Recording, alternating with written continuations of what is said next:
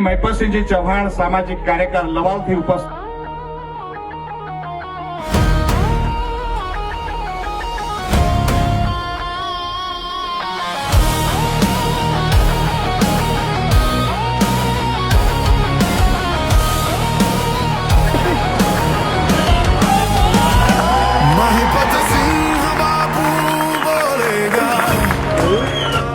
सत्य की राह पर चलने का समय आ गया अंधियारे को चीर कर देखो सूरज फिर मुस्काएगा बाबू हर दिल को छू जाए सत्य की राह पर चलो सपनों का ભાજપની સોલંકી અને રાજેન્દ્રસિંહ તાલુકા પંચાયત સદસ્ય શ્રી ફૂલહાર અને સ્થાન ઉઠાવી છૂટા રહ્યા ને એટલે હમણાં ધવલસિંહ મજાકમાં કે આ બધું તમે લઈને આવ્યા છો કે પણ ખરેખર ખૂબ પ્રેમ તમે બધા આપી રહ્યા છો બધાને મારા જય માતાજી અને બધા જ મારા વડીલો અને જેમને મને મોટો બનાવ્યો છે ખૂબ મદદ કરી છે ખૂબ સહકાર આપે છે એવા તમામ મારા વડીલો બેઠા છે સ્પેશિયલી શરૂઆત તમારા ધારાસભ્યથી કરું રાજેશભાઈ મારા શરૂઆતનો સાથી કહેવાય અને મારા દરેક ખરાબ સમયની અંદર સાથે ઊભું રહીને કીધું કે મય પછી ચિંતા ના કરતા ભાઈ તમારો બેઠો છે એના માટે એકવાર જોરદાર તાલી પાડજો કનુ કાકા બી છે જે હંમેશા કટલા કપડા માટે ખૂબ મહેનત કરે છે કાળુ કાકા છે અમારા પરમ મિત્ર અમારા મોટા ભાઈ એવા ધવલસિંહ ખૂબ પ્રેમ આપે છે અને હવે તો કદાચ સો હવે ઓલવેઝ તમારો મહેમાન થવાનો છું સો થેન્ક યુ ખૂબ આનંદ આવી રહ્યો છે અને શરૂઆતના વખતે એમાં જ હું કહી દઉં મેં ધવલસિંહ જ્યારે એમને ગાડીમાં આવતા ત્યારે એક વાત ચોક્કસ નથી કરી કે એક મેસેજ આપવો છે કે પ્લીઝ આ મિટિંગને સમાજની મિટિંગ બનાવજો રાજકારણની મિટિંગ ના સમજતા અહીંયા કોઈ ભાજપ કોંગ્રેસ આમ આદમી પાર્ટી કરવાની સમાજના ઉત્થાન માટે આવ્યા છે અને ચોક્કસથી આ એટલા માટે બોલું છું કે જ્યારે ક્ષત્રિય સમાજની મિટિંગ થાય ને ત્યારે જ આ ચર્ચા થાય છે બીજી કોઈ મિટિંગની અંદર ચર્ચા થતી એટલે પ્લીઝ મીડિયા કર્મીને બી હાથ જોડીને અપીલ કરું છું કાલે એવું ના લગતા ભાજપના કોંગ્રેસના અને બીજા અપક્ષના લોકો બેઠા હતા બધા સમાજ ના બેઠા હતા એવું લખજો ભાઈ પ્લીઝ કારણ કે સમાજ બેઠો છે એટલે ઓલવેઝ ભલે પાર્ટી અલગ અલગ હોય વિચારધારા અલગ હોય પણ ઉદ્દેશ્ય એક છે સમાજ આગળ જાય એના માટે બધા દોડે છે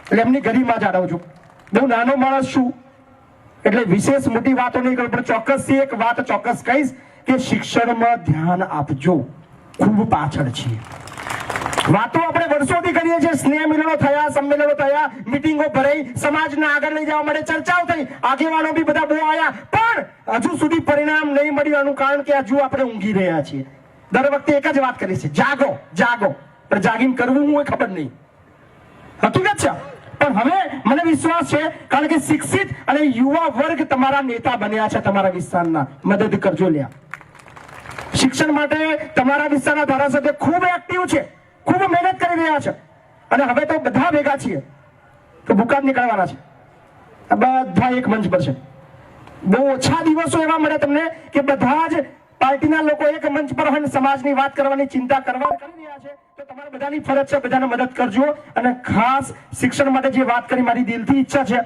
કે કપડ વિસ્તારની અંદર કઠોળ વિસ્તારની અંદર એક એવું સંકુલ બને મારા ભાઈ રાજેશભાઈને હું જવાબદારી આપું છું ભાઈ આ તમારી જવાબદારી છે આ બધા જ તમને મદદ કરવા સહકાર આપવા તૈયાર છે તમે ખાલી આગેવાની લો પૈસાની ચિંતા ના કરો અમે મારા ભાઈઓ પૈસા બી બહુ છે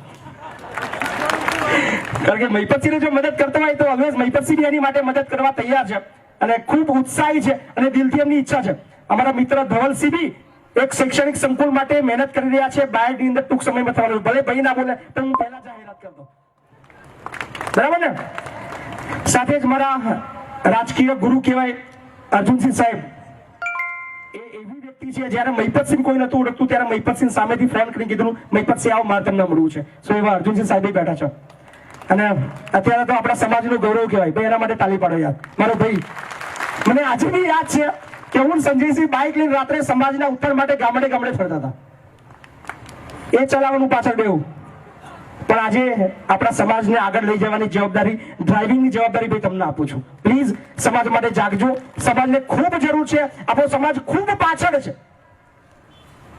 ખરેખર યાર આ સમય જો વીતી જશે, 2-4 વર્ષ ગયા પછી આપણો ક્યાંય ક્લાસ નહીં આવવાનો. હજુ બી થોડો ડર છે ભાઈ. આપણા મંત્રી બન્યા એનો મતલબ હજુ બી ડર છે. આ ડર થોડો વધારો લે. બધા ભેગા થાવ.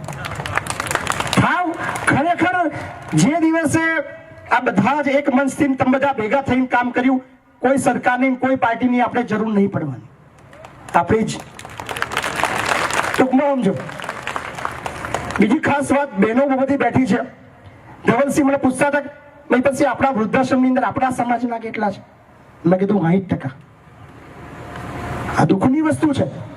ક્ષત્રિય સમાજ જે દરેક સમાજની આગેવાની લેતો હોય, દરેક સમાજનું ધ્યાન રાખતો હોય, દરેક સમાજની વ્યક્તિઓને પડતી મુશ્કેલી માટે લડવા માટે, બોલવા માટે, એના કામ કરવા માટે તત્પર હોય, અને આપણા સમાજનું જ્યારે કોઈ વડીલ આપણા વૃદ્ધાશ્રમમાં આવે છે ત્યારે મને સૌથી વધારે પીડા થાય છે. સાહેબ ના હોવું જોઈએ. આપણું કામ છે આશરો આપવો યાર, પણ આપણું ઘરનું વડીલ બીજા કોઈ વૃદ્ધાશ્રમની અંદર આશરો લેવા જાય, આનાથી વધારે ખરાબ પરિસ્થિતિ આપણી બીજી ના હોય. એટલે પ્લીઝ મારી દિલથી ઈચ્છા છે કે આપણા વડીલોને સાચવજો. એનાથી વિશેષ મોટા ભગવાન કોઈ નથી. કોઈ મંદિરમાં નહીં જાવ ચાલશે. આપણા ઘરની અંદર જે આપણા સાસુ સસરા છે, આપણા જે મમ્મી પપ્પા છે, એ જ આપણા ભગવાન છે. ક્યાંય કોઈ મંદિરના પગે લાગવાની જરૂર નહીં. એમની સેવા કરો, તમારી જિંદગી સફળ થઈ જશે. અને શિક્ષણ માટે ચોક્કસથી વાત કરીશ. જેટલા બી આગેવાનો બેઠા છે, જેટલા બાળકો બેઠા છે, શિક્ષણ માટે અમારા ભાઈ રાજેશભાઈ છે, એમને કહેજો, ચોક્કસથી મદદ કરશે. એના સિવાય વિશેષ પણ જરૂર પડી આપણા સમાજના કોઈ પણ બાળકને 1 લાખ, 2 લાખ, 5 લાખ, 10 લાખ, 25 લાખ, 50 લાખ જાહેર મંત્રી બોલું છું, ફી ભરવાનું થશે. મહી પછી જોડાવજો, બેઠો છું. આગળ આવો. ખાલી 10,000ની ટિફિન લઈને જિંદગી જીવવાની, એમાંથી બહાર નીકળો. નહીતર ક્યાંય ગણતરી હવે થવાની. કદાચ ભાષા મારી કડવી છે, થોડી રફ છે, પોલીસ કરીને નહીં બોલું, જે છે રોકડું બોલીશ. પણ હવે ખરેખર જો સમાજમાં તમારે નોંધ લેવડાવી હોય, આગળ વધવું હોય, અને તમને ઈચ્છા હોય તમારા આવનાર ભવિષ્યની કોઈ ગણતરી કરે, તો જાગજો. નહીતર પછી વારી જ છે, ક્યાંય કશો મેળ નહીં આવે. એ બધાને બહુ બધી શુભેચ્છાઓ. બહુ બધા વડીલો ગુરુજન બેઠા છે, પણ ઓલવેઝ તમારો ભાઈ તમારી સાથે છે. આ વિસ્તારના કોઈ પણ વ્યક્તિને શિક્ષણ બાબતમાં, આરોગ્ય બાબતમાં, કોઈ પણ બાબતની અંદર જરૂર પડે, તમારો ભાઈ ઓલવેઝ તમારી સાથે છે. કદાચ ફોન નહીં ઉઠાવતો એ તકલીફ છે, પણ મારું ઘર એ ખુલ્લું છે. આવજો, નિરાશ નહીં થવા દો, એની ગેરંટી આપો છો. Thank you.